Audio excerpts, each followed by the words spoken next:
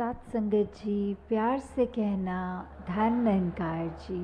तो ये जो मन के भक्ति वाले भाव हैं कि कैसे ये इंसान अपने अंदर के जो मानवीय गुण हैं उन गुणों को हमेशा एक बढ़ाता चला जाए, और अगर इस मनुष्य चोले में आया है, मनुष्य का शरीर लिया है, तो कैसे वो शरीर का एक हमेशा सदुपयोग ही हो।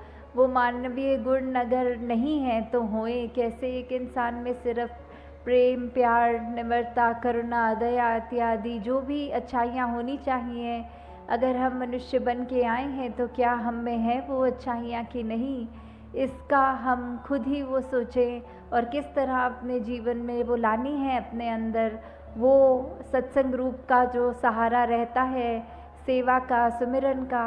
और सबसे पहले तो ये बात कि कैसे हम अपना असली जो हमारा एक आइडेंटिटी है, हम असली में क्या हैं, हम कहाँ से आए हैं, कहाँ को मृत्यु के बाद जाना है और अब जीते जी कैसा जीवन बिताना है, जब ये सही सलीका पता हो। ये तो युगों युगों से संतों ने बताया है कि ये बस ब्रह्म ज्ञान ही है कि जब ऐसा ये अनमोल रतन झोली में पड़ जाता है तो फिर यही बात होती है कि हमारा मुख उजला हुआ है और अब हमें वो समझ है कि ये ब्रह्म ज्ञान रूपी दात हमारे पास आ गई है।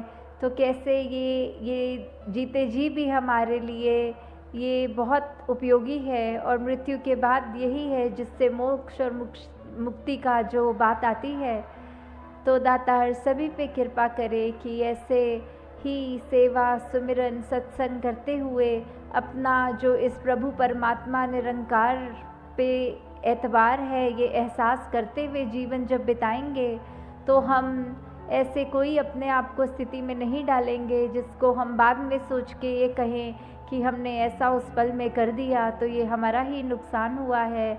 और हम हमेशा बस एक वो जो सही जीवन जीने का सलीका होता है उस तरह से जी सकते हैं। तो आज जिस तरह ये हरदेव वाणी का शब्द है तो उसकी पंक्तियाँ। हाँ जी।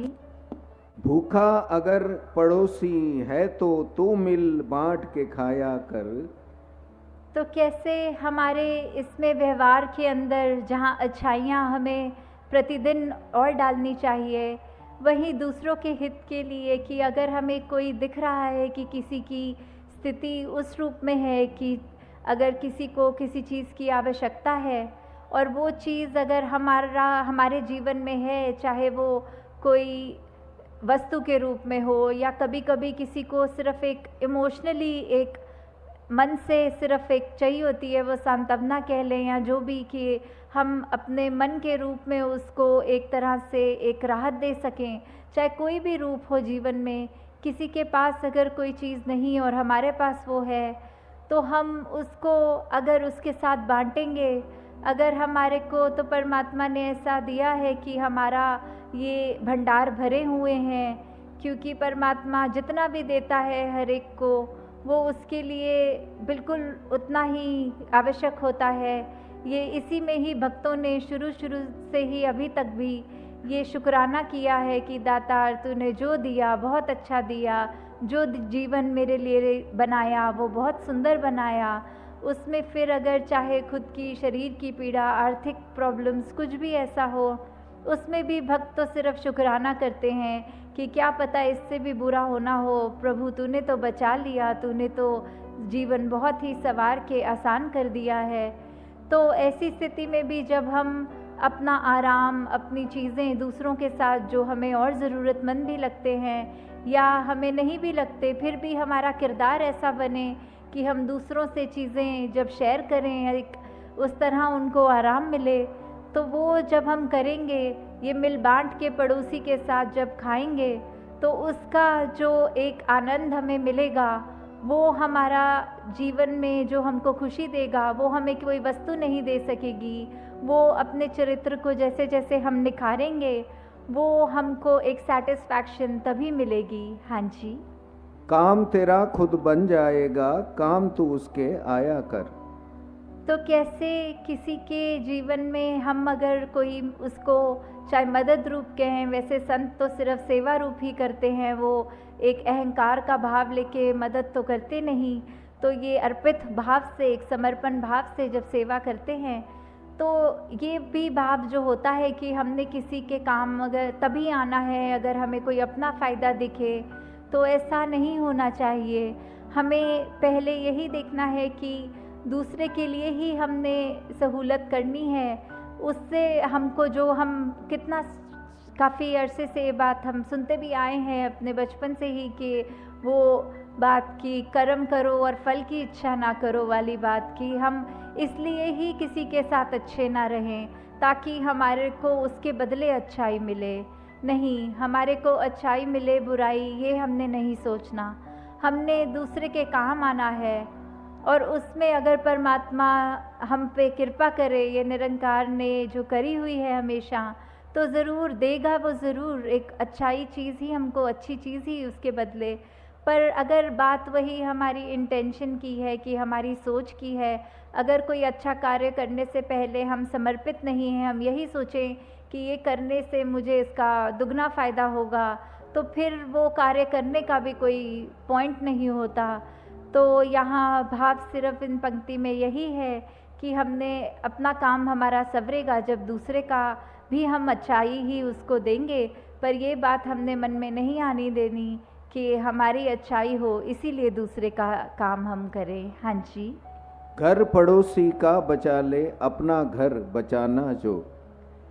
तो हमें किस तरह एक दूसरे का सहारा बनना है। अगर हम दूसरे का नुकसान होने से बचाएंगे तो ही अपने लिए भी, अपने जीवन में भी हम एक सुकून महसूस करेंगे। एक वो बात कि अगर अपना हमें सब सुरक्षित रखना है तो हमें दूसरे का भी नुकसान नहीं करना, कि नहीं तो अगर हम यही सोच रखेंगे कि हम दूसरे को तो ऐसे तंग कर देंगे, उसको तो परेशान कर देंगे, उससे हमारा क्या नुकसान हो रहा है। नहीं, अगर हमें अभी ये बात नहीं समझ में आ रही तो परमात्मा थोड़े समय बाद ऐसा कोई स्थिति लाकर सामने खड़ा अवश्य करेगा जिससे फिर हमें पछतावा होगा कि हमने वो दूसरे का नुकसान ही क्यों किया। तो यहाँ हमें अगर अपना घर सुरक्षित रखना है तो हमें पड़ोसी का भी घर, हमारी ही जिम्मेवारी है वो, क्योंकि ये संसार एक वसुदेव कुटुंबकम की भावना, ये यूनिटी इन डाइवर्सिटी की बात कि हर कोई अपना है। जब हर एक व्यक्ति में ही ये परमात्मा का अंश बसा है तो हर कोई ही श्रेष्ठ है। फिर वो बात नहीं कि सिर्फ मैं ही श्रेष्ठ हूँ और दूसरा श्रेष्ठ नहीं है। चाहे वो किसी भी जाति का हो, किसी भी देश में रहता हो, कोई भी कल्चर हो, खान पान का तरीका, मेरे से दूसरे का स्वभाव चाहे कितना भी अलग हो तो भी वो उतना ही श्रेष्ठ है मेरे जितना ही वो। बल्कि हर एक को ये भाव रखने हैं कि दूसरे तो हमसे ज़्यादा श्रेष्ठ हैं, हमारे अंदर तो कोई लाकत नहीं, कोई ऐसे कर्म नहीं, और बाकी सब में इतने सुंदर कर्म, इतना सुंदर जीवन जीते हैं सब। तो वही बात आ जाती है कि हमने एक दुनिया के लिए एक वरदान बनना है और कैसे हमने हर एक के लिए कुछ भी करने के लिए अपना जीवन ऐसा ही बनाना है जो एक परोपकारी जीवन हमारा अपना बन जाए। हाँ जी। सुख हर देव उसे देता जा, सुख तूने है पाना जो। तो कैसे हमें सुख को एक अपने जीवन में लाना है और उसको लाने का तरीका, शुरुआत उसकी हमारी अपनी होनी चाहिए। कोई परिस्थिति हमको कभी सुखी नहीं करेगी। किसी भी परिस्थिति में सुखी होना हम पे डिपेंड करता है, वो चॉइस हमारी है। अगर आधा ग्लास पानी एक व्यक्ति के पास है और दूसरे का एक नाशुक्रा हो सकता है बोल के कि ये काफ़ी नहीं है, मुझे तो पूरा पीना था और परमात्मा ने सिर्फ आधा ग्लास ही दिया, और कहाँ दूसरा व्यक्ति उसी आधे ग्लास में कह रहा है शुक्र है परमात्मा तूने इतना तो दिया, वरना मेरे होठ तो बिल्कुल पानी की एक बूंद को भी तरस रहे थे। तो हमने अपने जीवन में क्या करना है, किस तरह की सोच रखनी है। शुरुआत एक अच्छाई की हमने करनी है तो किसी दूसरे ने नहीं हमारे अंदर आके वो बदलाव करने हैं। जब हम एक सत्य के साथ जुड़ जाते हैं, जब ये ब्रह्म ज्ञान रूपी दात हमारे जीवन में आ जाती है, जब हम वो सच्चाई पहचान लेते हैं कि क्या हमारे जीवन में है जो हमारे जीवन को एक रोशनी में ही रखता है, किस तरह हमने जीवन को जीना है और क्या है जो हमारी असली पहचान है। क्योंकि शरीरों ने तो हमारे शरीर कितनी योनियों से अगर निकल के आए हैं, तो कभी जानवर, कभी कुछ बनकर, अब जब मनुष्य में बनकर आए हैं तो अभी वो चांस है, वो सुनहरा मौका है हमारे पास कि हम ये प्रभु परमात्मा की पहचान कर सकते हैं। और एक वो पहचान जब हो जाती है तो निश्चित रूप से ही हमने जहाँ अपना तो जीवन सफल करना है, हमने एक संसार के लिए भी एक पॉजिटिव योगदान देते हुए एक सिर्फ़ और सिर्फ अच्छाई की बात मन में रख के हर एक के दिलों तक एक महक अपने जीवन में खुद जब हो, तो फिर वो फूल जैसे होता है तो फूल को कहना नहीं पड़ता मैं फूल हूँ। उसकी खुशबू, उसकी मासूमियत, उसकी ये नाजुक जो क्वालिटीज़ हैं उसके अंदर, वो जब कोई भी आसपास से गुजरेगा वो तो सूंघता हुआ खुद ही पहचान लेगा यहाँ आसपास कोई फूल है। तो हमने अपने जीवन में ही इतनी खूबसूरती रखनी है कि फिर वो जीवन हमारा खुद को तो हम सफल करेंगे और हर एक का उसी के साथ और भी एक उनके जीवन में भी एक वो इम्पैक्ट एक पॉजिटिव दे पाएंगे। तो दातार सभी पे कृपा करे कि हर एक का जीवन ऐसा बन जाए कि एक संतों ने जो चाहा है सदियों से कि हर एक मनुष्य किस तरह का जीवन जिए, किस तरह की सोच रखे, मन में हर पल हर व्यक्ति के क्या भाव होने चाहिए, इस परमात्मा के साथ किस तरह अपनी लिव जोड़कर जब एक एक सांस में परमात्मा बस जाता है रोम रोम में, तो फिर हमारा जीवन उस अनुसार जब चलता है तो ही एक सफल जिंदगानी बनती है। साथ संगत जी प्यार से कहना।